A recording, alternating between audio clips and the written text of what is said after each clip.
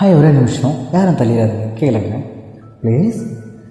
பெண்கள் மனதில் மறைக்கப்பட்ட 1000 வலிகளும் காயங்களும் உண்டு. எப்போ புரிஞ்சிக்க போகிறீங்க?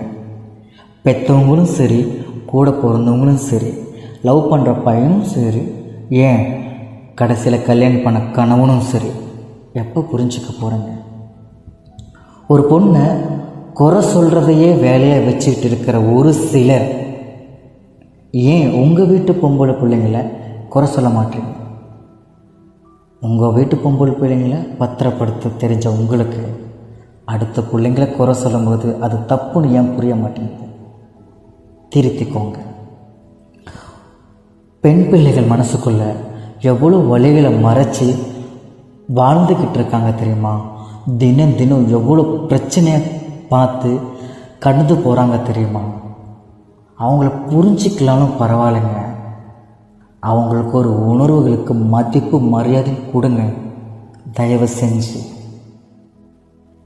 லவ் பண்ணுற பேரில் ஒரு பொண்ணை மிஸ்பிஹேவ் பண்ணுறது, கல்யாணம் ஆயிடுச்சு அப்படின்னு குடிச்சிட்டு வந்து அந்த பொண்ணை தினம் தினம் அடிக்கிறது, கொடுமைப்படுத்துறது, லவ் பண்ணுறான்னு தெரிஞ்சதுக்கப்புறம் அந்த பொண்ணை வீட்டில் எல்லாரும் போட்டு கொடுமையாக வன்மையாக கண்டிக்கிறது. ஏன்? பேசுங்க. பேசுனா தீர்க்க முடியாத பிரச்சனைகளே கிடையாது.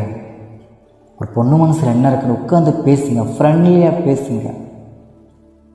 தப்பு எது ரைட் எதுன்னு தெரிஞ்சுக்கோங்க, சொல்லி கொடுங்க.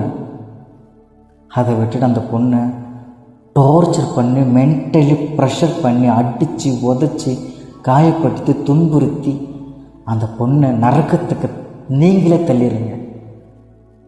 உங்களை நீங்களே வெறுக்கிற மாதிரி அந்த பொண்ணு மனசில் விதைச்சிட்றீங்க. வேணாம். பொம்பளை பிள்ளைங்க கீழே மாதிரி பார்க்கட்டுங்க. தாங்கி பிடிக்க நம்ம குடும்பம் இருக்குது, நம்ம அண்ணன் இருக்கான், நம்ம தம்பி இருக்கான், ஃப்ரெண்டு இருக்கான், அப்பா இருக்காங்க, ஏன் என்னோட கணவன் இருக்காங்கன்னு அந்த பொண்ணு ஃபீல் பண்ணணுங்க. நம்பிக்கை கொடுங்க, தப்பு பண்ண மாட்டாங்க. தேங்க்யூ.